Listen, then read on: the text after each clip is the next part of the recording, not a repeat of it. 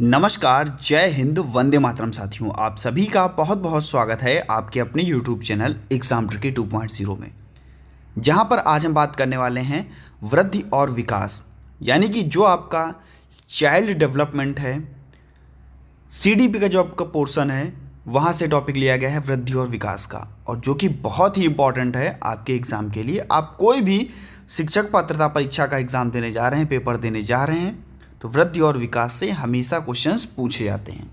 और यहाँ पर ऐसे प्रश्नों को लिया गया है जो आपकी पेपर की दृष्टि से बहुत ही महत्वपूर्ण है। पहला प्रश्न आपके सामने, निम्नलिखित में से कौन सा विकास का सिद्धांत है।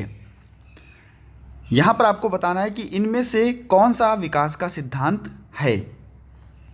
विकास निरंतर चलने वाली प्रक्रिया नहीं है।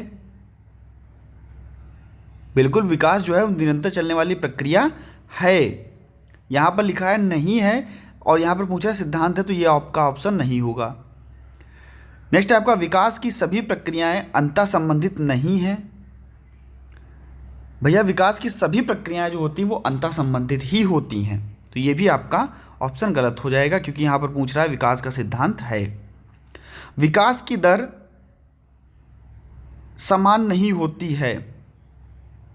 विकास की दर समान नहीं होती है, तो ये जो ऑप्शन है ये आपका सही हो जाएगा, क्योंकि सिद्धांत है कह रहा है कि तो भैया विकास की दर जो होती है समान नहीं होती है। ये बिल्कुल आपका कथन जो है ये सत्य है, और विकास हमेशा रेखीय होता है, ये भी आपका सही है। तो यहाँ पर आपका ऑप्शन क्या सही हो जाएगा, विकास की दर समान नहीं होती है। और यही तो पूछ रहा है, विकास का सिद्धांत है, कौन सा विकास का सिद्धांत है, तो विकास की दर जो होती है वो समान नहीं होती है। यहाँ पर आपका सी ऑप्शन जो है वो बिल्कुल सही हो जाएगा। नेक्स्ट हम बात करते हैं दूसरे क्वेश्चन पे। कह रहा है कि विकास कभी ना समाप्त होने वाली प्रक्रिया है, यह विचार किससे संबंधित है। विकास कभी ना समाप्त होने वाली प्रक्रिया है। विकास कभी ना समाप्त होने वाली प्रक्रिया है, यह विचार किससे संबंधित है। अंतः संबंध का सिद्धांत ये कहता है, या ये कहता है निरंतरता का सिद्धांत, या ये कहता है एकीकरण का सिद्धांत, या अंतःक्रिया का सिद्धांत। तो विकास एक निरंतर चलने वाली प्रक्रिया है, कभी ना समाप्त होने वाली प्रक्रिया है। यहाँ पर आपका ऑप्शन जो है वो बी आपका ऑप्शन सही हो जाएगा। आगे बढ़ते हैं। नेक्स्ट हम बात करते हैं, विकास की गति एक व्यक्ति से दूसरे व्यक्ति में भिन्न होती है, किंतु यह नमूने को अनुगमन करती है। नमूने का मतलब यहाँ पर हम अगर बात कर लें तो यह किस सिद्धांत को अनुगमन करती है। अब आप लोग समझ गए होंगे, विकास की गति एक व्यक्ति से दूसरे व्यक्ति में भिन्न होती है, यह एक क्रमबद्ध और व्यवस्थित सिद्धांत को अनुगमन करती है। क्रमबद्ध और व्यवस्थित जो चीज़ें हैं उसको अनुगमन करती है। यहाँ पर डी ऑप्शन बिल्कुल आपका सही हो जाएगा। दोस्तों, टेलीग्राम ग्रुप से जुड़ जाइएगा, जिसका नाम है एग्ज़ाम ट्रिकी 2.0। टेलीग्राम पर जाएंगे, आपको टेलीग्राम ग्रुप अगर ज्वाइन करना है तो आप उसको भी ज्वाइन कर सकते हैं। नेक्स्ट क्वेश्चन है आपका, विकास से की ओर बढ़ता है। विकास से की ओर बढ़ता है। विकास से की ओर बढ़ता है, जटिल से कठिन की ओर बढ़ता है, विशिष्ट से सामान्य की ओर बढ़ता है, सामान्य से विशिष्ट की ओर बढ़ता है, या साधारण से आसान की ओर बढ़ता है। तो आपको पता है कि भैया जब बच्चा होता है कैसा छोटा, तो वो किसी भी चीज़ से नहीं डरता, ठीक है।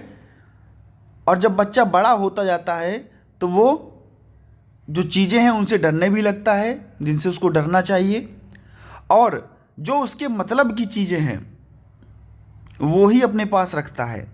तो भैया यह एक सामान्य से विशिष्ट की ओर बढ़ता है विकास। सी ऑप्शन आपका बिल्कुल सही हो जाएगा। नेक्स्ट हम बात करते हैं, अगर आप चैनल पर पहली बार विजिट कर रहे हैं, चैनल को अगर आपको वीडियो अच्छी लगती है चैनल को जरूर सब्सक्राइब कर लीजिएगा, और पास में ही बेल आइकन बन के आएगा, उसमें ऑल का ऑप्शन प्रेस कर लीजिएगा। वीडियो अच्छी लगे तो वीडियो को लाइक करके अपने सभी मित्रों तक वीडियो को शेयर भी कर दीजिएगा। विकास शुरू होता है। विकास कब से शुरू होता है, तो आप सभी को पता है कब से शुरू होता है, तुरंत कमेंट सेक्शन में बताइए। क्या पूर्व प्रसव पूर्ण अवस्था से, या पूर्व बाल्यावस्था से, उत्तर बाल्यावस्था से, शैशवावस्था से? भैया विकास आपका शुरू होता है, आप सभी को पता है, कब से? प्रसव पूर्ण अवस्था से, यानी कि हम ये भी कह सकते हैं कि गर्भावस्था से।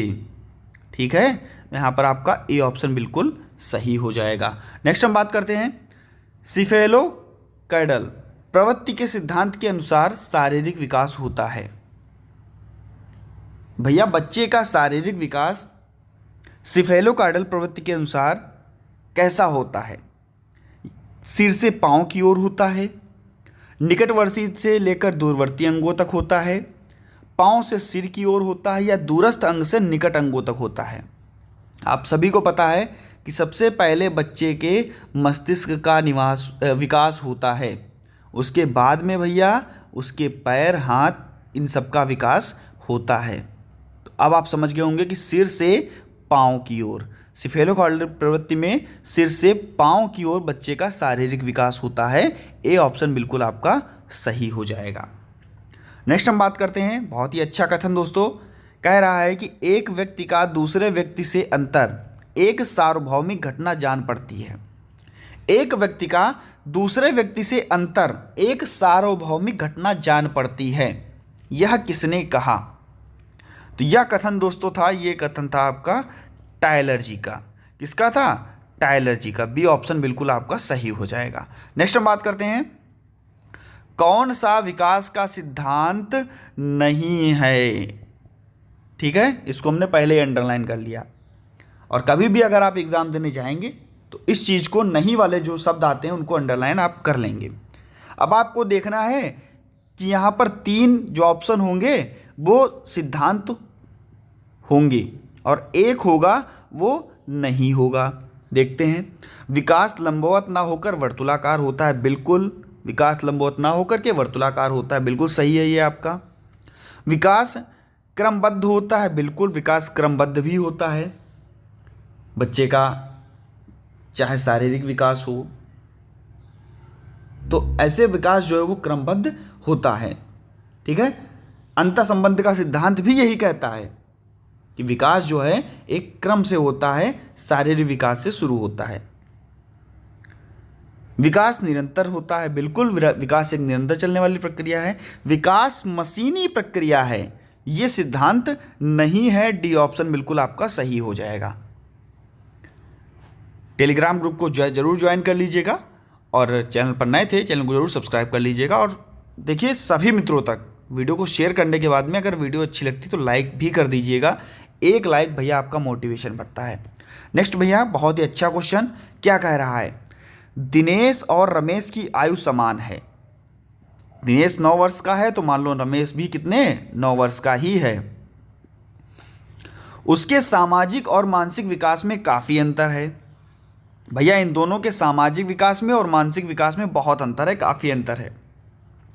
विकास के किस सिद्धांत के अनुसार ये है, क्या किस सिद्धांत के कारण ये है? तो आपको सभी को पता है कि एक व्यक्ति दूसरे व्यक्ति से भिन्न है। एक व्यक्ति दूसरे व्यक्ति से भिन्न है, और भिन्न व्यक्ति जब होगा तो क्या कहा जाएगा? उसका सामाजिक विकास अलग है, उसका मानसिक विकास अलग है, उसका शारीरिक विकास अलग है। ठीक है, तो ये किसका? व्यक्तिगत विभिन्नता या व्यक्तिगतता का सिद्धांत जो है वो यही कहेगा। ऑप्शन आपका सी सही हो जाएगा। नेक्स्ट हम बात कर लेते हैं, मानव जाति में विकास होता है। मानव जाति में विकास होता है, आप सभी को पता है कि विकास एक जीवन पर्यंत चलने वाली प्रक्रिया है। जीवन पर्यंत चलने वाली प्रक्रिया है। आपका डी ऑप्शन जो है वो बिल्कुल सही हो जाएगा। नेक्स्ट हम बात करते हैं, निम्न में से कौन सा विकास का कौन सा सिद्धांत गलत है? गलत सिद्धांत पूछ रहा है, कौन सा सिद्धांत गलत है? विकास में व्यक्तित्व विभिन्नता होती है, बिल्कुल सही, अभी आपको मैंने पढ़ाया, होती है। विकास संयोगों का परिणाम है। विकास सतत प्रक्रिया है, बिल्कुल ये भी सही है, सतत प्रक्रिया है। विकास पूर्व कथनीय है, बिल्कुल भैया विकास संयोग से थोड़ी ना होता है कि कभी भी हो गया, कभी भी संयोगवश होने लगा विकास। तो ये आपका ऑप्शन जो है ये आपका सही हो जाएगा, क्योंकि गलत पूछ रहा था। तो यहाँ पर आपका बी ऑप्शन बिल्कुल सही हो जाएगा। नेक्स्ट हम बात करते हैं फ्रायड। फ्रायड जी ने कौन सा सिद्धांत दिया? तो आप सभी को पता है, यहीं पर हम बात कर लेते हैं। इन्होंने दिया था मनोलैंगिक विकास का सिद्धांत। ठीक है, मनोलैंगिक विकास का सिद्धांत किसने दिया? फ्रायड जी ने दिया था। बहुत ही इंपॉर्टेंट आपका क्वेश्चन है। फ्रायड की विकास अवस्थाओं के अनुसार प्रारंभिक विद्यालय आयु समझा जाता है। प्रारंभिक विद्यालय की आयु किसे समझा जाता है? फ्रायड की विकास की अवस्थाओं के अनुसार। इन्होंने अपने इस सिद्धांत में भैया 5 प्रकार बताए। पहली अवस्था आपकी मुखावस्था, जो जन्म से 1 वर्ष तक की बताई गई। दूसरी आपकी इन्होंने बताई गुदावस्था, जो बताई 2 से 3 वर्ष तक। इसके बाद में शैशनावस्था बताई, इन्होंने इसको बताया 4 से 5 वर्ष तक। इसके बाद में इन्होंने बताई सुप्तावस्था, और सुप्तावस्था इन्होंने बताई 6 से 12 वर्ष तक। और इसके बाद में इन्होंने जननिक अवस्था बताई, जो कि बताई 12 से 20 वर्ष तक। इन्होंने ये 5 अवस्थाएं यहाँ पर बताई। तो फ्रायड की किस अवस्था के अनुसार प्रारंभिक विद्यालय आयु समझा जाता है? बच्चा जब 4 से 5 वर्ष का होगा, यानी कि शैशनावस्था में होगा, और शैशनावस्था को ही भैया लैंगिक अवस्था भी कहा जाता है। ठीक है, लैंगिक अवस्था भी कहा जाता है, ये भी आपको याद रखना है। तो ये आपका सी ऑप्शन यहाँ पर बिल्कुल सही हो जाएगा। प्रारंभिक विद्यालय की आयु शैशनावस्था को कहा गया, यानी कि लैंगिक अवस्था को कहा गया। नेक्स्ट हम बात करते हैं, प्रकृति में कौन सा मात्रात्मक है? प्रकृति में कौन सा मात्रात्मक है? तो भैया आप सभी को पता है कि जो वृद्धि होती है, इसको हम माप सकते हैं, बता सकते हैं भैया कि हम कितने किलो के हैं। लेकिन जो विकास है, इसको हम नहीं माप सकते। अब कह दे कोई कि भैया आपका चारित्रिक विकास कितना हुआ, ठीक है, तो इसको हम लोग नहीं माप सकते। लेकिन वृद्धि को हम किलो में माप सकते हैं, हाइट में माप सकते हैं, आप सभी को पता है। तो यहाँ पर कह रहा है मात्रात्मक है, तो ये आपकी वृद्धि क्या है? मात्रात्मक है, केवल और केवल मात्रात्मक। और अगर विकास की बात कर ले तो भैया ये आपका मात्रात्मक और गुणात्मक दोनों हैं। तो यहाँ पर आपका ए ऑप्शन बिल्कुल सही हो जाएगा। नेक्स्ट हम बात करते हैं, निम्न में से कौन सा विकास के व्यापक आयामों का सही पहचान करता है? अभी मैंने आपको बताया था भैया, सबसे पहले क्या सामाजिक विकास बच्चे का होगा? क्या सबसे पहले शारीरिक विकास बच्चे का होगा? क्या संवेगात्मक विकास होगा? या शारीरिक व्यक्तित्व आध्यात्मिक या संवेगात्मक होगा? सभी ऑप्शन है भैया। सबसे पहले होगा बच्चे का शारीरिक विकास, फिर उसका संज्ञानात्मक विकास, सामाजिक विकास और संवेगात्मक विकास। आपका बी ऑप्शन जो है वो बिल्कुल सही हो जाएगा। अंतः संबंध का सिद्धांत आपका इसी पर डिपेंड करता है। ठीक है, तो ये भी आपको याद रखना है। नेक्स्ट हम बात करते हैं, भाषा विकास के लिए प्रारंभिक बचपन काल है। भाषा विकास के लिए प्रारंभिक बचपन काल है। बच्चा जा रहा है पढ़ने के लिए, और पढ़ने के लिए बच्चा गया, या मान लीजिए कि बच्चा घर से निकला, और बच्चा अगर घर से निकला तो अगर उसने अपनी मातृभाषा में बात करनी चाहिए और उसको किसी ने डांट दिया तो क्या बच्चा बोलेगा? नहीं बोलेगा। यानी कि सेंसिटिव बच्चा होता है, यानी कि संवेदनशील बच्चा होता है और अति संवेदनशील होता है। सी ऑप्शन आपका बिल्कुल सही हो जाएगा भाषा विकास के लिए। ठीक है, निम्नलिखित में से कौन सा सिद्धांत यह स्पष्ट करता है कि बच्चे अपनी वृद्धि व विकास हेतु कठोर अध्ययन करते हैं? कौन सा सिद्धांतकार यह मत स्पष्ट करता है कि बच्चे अपनी वृद्धि व विकास हेतु कठोर अध्ययन करते हैं? तो ये आपका पेंडुला जी कहते हैं, स्किनर जी, मैस्लो या पियाजे जी? तुरंत बताइए। ये आपका जो क्वेश्चन है होमवर्क के लिए है, इसको आपको कमेंट सेक्शन में बताना है।